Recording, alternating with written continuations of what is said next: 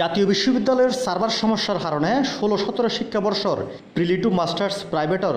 হাজারো শিক্ষার্থীর শিক্ষা জীবনতুন হারা যেতে বসে মূল্যবান 2 বছর। ঠিক টাইমে ভর্তির ব্যাক কার্যক্রম শেষ করিবার পরও ফর্ম পূরণের সপ্তাহ আগেও রেজিস্ট্রেশন কার্ড ন পায় ইতারা। ভুল করে কি জাতীয় বিশ্ববিদ্যালয় কিন্তু ইয়ানোর ড্রাইভার আরা কিলো লইম আরা কিলো 1 বছর ইয়ালস দিম ন্যাশনাল ইউনিভার্সিটি দেয়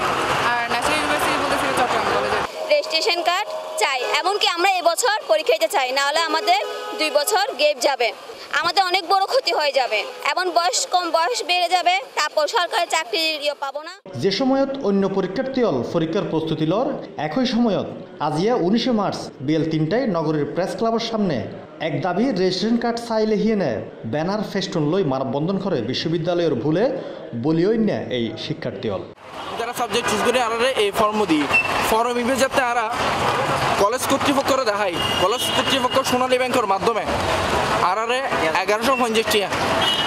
রসিদের মাধ্যমে আরে রোল নাম্বার দিই ওনারা সাইট পারিবেন রোল নাম্বার দিই আরে রোল নাম্বার দেওয়ার পরে আরে দীর্ঘ 8 মাস পর কিন্তু আরে দীর্ঘ 8 মাস পর যাতে ফর্ম রেজিস্ট্রেশন কার্ড আসি রেজিস্ট্রেশন কার্ডের আরে যাতে আর হাসপাতাল দেখাই আর গেলাম ইতারা হদ্দে ওনারা রেজিস্ট্রেশন কার্ড ইস্যু নয় কিনলে ইস্যু নয় ওদের জাতীয় বিশ্ববিদ্যালয় হতে যাও আর মাননীয় অধ্যক্ষ আবুল হাসানের কাছে গেলাম উনি আরো অবাক গিয়ে হতে 350 পোয়া সিটাং কলেজের 350 পোয়া মহসিন কলেজের 150 জন সিটি কলেজের 200 ইল্লে করে আরো বিভিন্ন কমার্স কলেজও তো আছে। এখন আর দাবি হলে একটা নেই আর রেজিস্ট্রেশন কার্ড চাই এই 2016-17 বেসে আর পরীক্ষা দিয়ে SMS মেসেজের মধ্যে কনফার্ম করি কনফার্মেশন SMS আইনের পর আর ভর্তি ফি দিয়ে টিয়া জমা দিই ব্যাংকের মধ্যে স্লিপ ইন হয়ে তারা গ্রহণ করি তারপর আর সাবজেক্ট কনফার্ম করি